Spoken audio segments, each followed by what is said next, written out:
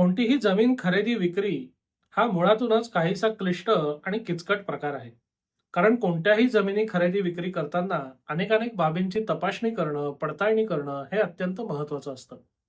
त्यातच जर अशी जमीन वादग्रस्त असेल तर त्याचा व्यवहार किंवा त्याची खरेदी ही अजूनच क्लिष्ट बनते.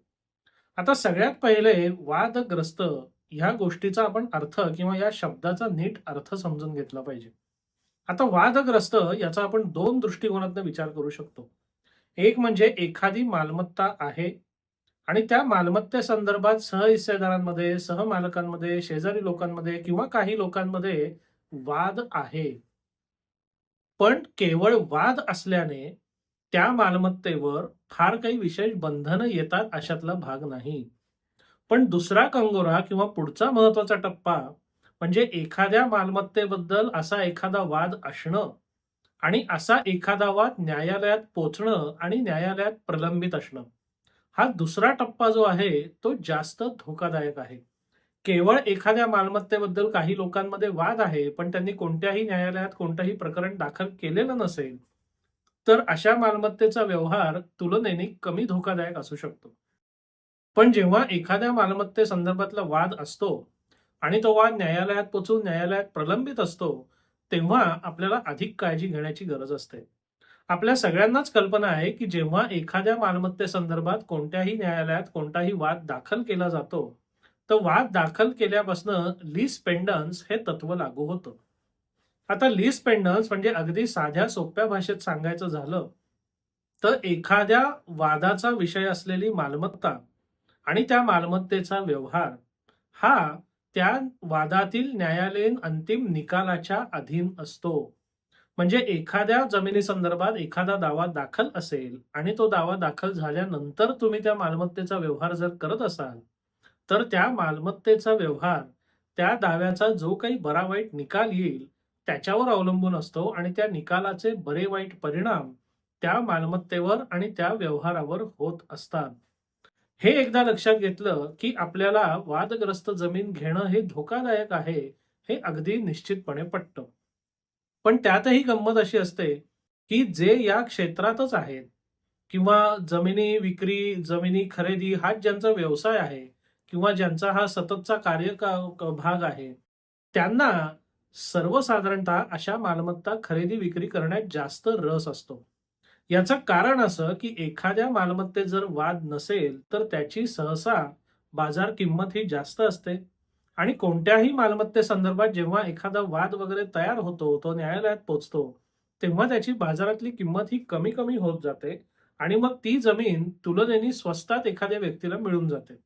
अर्थात ही जमीन स्वस्तात मिळते त्याच्याबरोबरच ती कायदेशीर कटकट सुद्धा अंगावर घ्यायला लागते.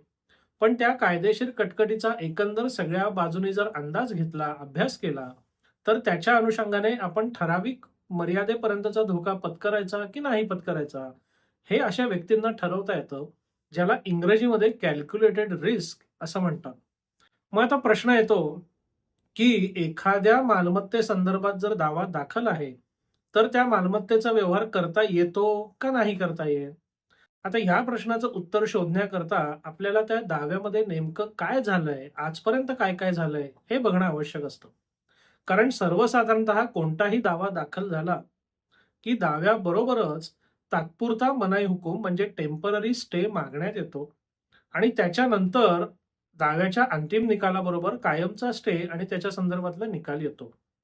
जर ज्या जमिनी संदर्भातला दावा प्रलंबित आहे, त्या दाव्यामध्ये टेम्पररी स्टे अर्थात तात्पुरता मनाई हुकूम दिलेला असेल, तर किंवा स्टेटस को ऑर्डर दिलेली असेल, परिस्थिती जैसे थे ठेवा असा कोणता आदेश असेल, तर अशा मालमत्तेचा व्यवहार, हस्तांतरण, खरेदी-विक्री इत्यादी करण्यास कायद्याने प्रतिबंध असतो. म्हणजे त्या गोष्टीत आपण फार पुढे जाण्याचं गरजच नाही, कारण ते आपल्याला कायद्याने करताच येत नाही. म्हणजे सगळ्यात पहिली चाळणी कुठली लावायची? तर जो दावा प्रलंबित आहे, त्याच्यामध्ये स्टे ऑर्डर, मनाई हुकूम आहे का? मनाई हुकूम असेल तर तो विषय बंदच करून टाकायचा. पुढे आपल्याला जायचं काही कारण नाही. पण समजा तात्पुरता मनाई हुकूम अजून मिळालेला नसेल, तर मग आपण पुढच्या टप्प्याचा विचार करू शकतो. मग ह्या टप्प्यात विचार करताना काय-काय विचार करायचा? की आपल्याला मालमत्ता विक्री नेमकी कोणती व्यक्ती करतीये? ती व्यक्ती या दाव्यामध्ये सामील आहे का? ती व्यक्ती जर या दाव्यामध्ये सामील असेल, तर काय म्हणून सामील आहे? म्हणजे खरेदीदार म्हणून सामील आहे का पक्ष म्हणजे सहहिस्सेदार म्हणून सामील आहे का काय? त्या व्यक्तीचा या दाव्यामधला नेमकी त्याची भूमिका काय आहे? नंतर तुम्ही ज्याच्याकडनं मालमत्ता खरेदी करताय, त्याच्या विरुद्ध किंवा त्याच्या व्यवहाराविरुद्ध त्या दाव्यामध्ये काही मागणी करण्यात आलेली आहे का? जर मागणी करण्यात आलेली असेल, तर एकंदर सगळा दावा आणि त्याच्या गुणवत्तेचा अभ्यास करता ती मागणी मान्य होण्याची शक्यता आहे का? ह्या सगळ्या गोष्टींचा तुम्ही जर सारासार विचार केलात आणि या सगळ्या प्रश्नांना तुम्हाला जर समर्पक उत्तरं मिळाली, तर त्याच्या आधारावर तुम्ही पुढच्या टप्प्यावर जाऊ शकता. म्हणजे व्यवहार करणं किंवा न करणं हे तुम्ही ठरवू शकता. ह्या सगळ्यामध्ये एकंदर दाव्याची नक्की गुणवत्ता किती आहे? आपण ज्याच्याकडनं मालमत्ता खरेदी घेतोय त्याच्या विपरीत किंवा त्याच्या विरोधात आदेश होण्याची शक्यता किती आहे? अंतिम आदेश त्याच्या विरोधात होण्याची शक्यता किती आहे?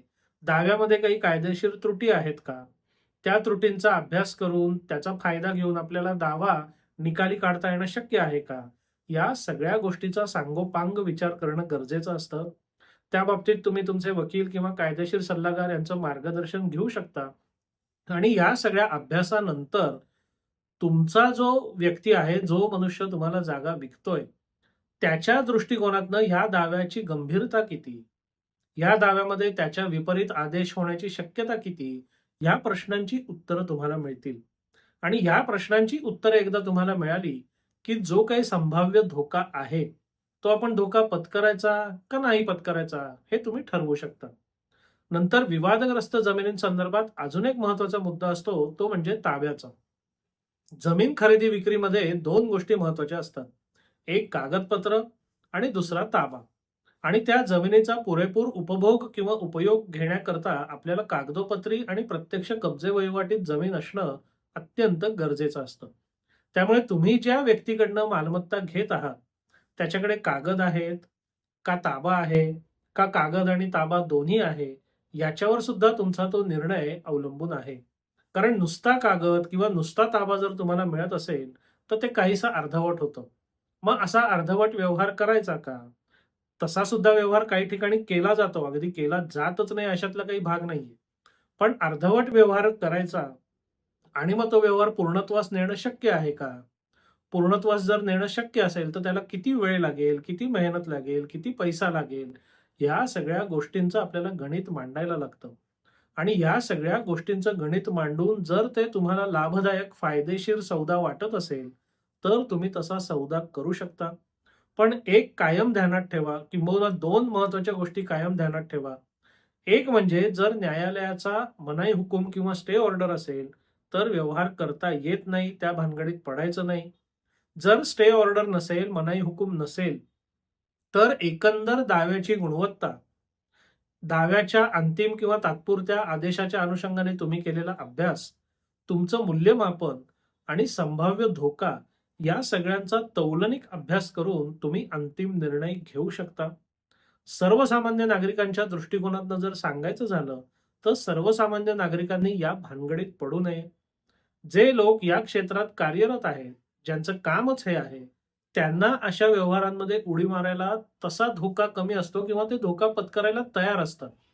पण सर्वसामान्य नागरिकांनी ज्याला या क्षेत्राशी फार काही देणं-घेणं नाहीये किंवा या क्षेत्रातल्या खाचाखुचा कळत नाहीये किंवा त्यांना ती मालमत्ता ताबडतोब उपभोगाला किंवा उपयोगाला हवी आहे किंवा त्यांना ती मालमत्ता ठेवून काही काळाने विकून त्यांना नफा कमवायचा आहे.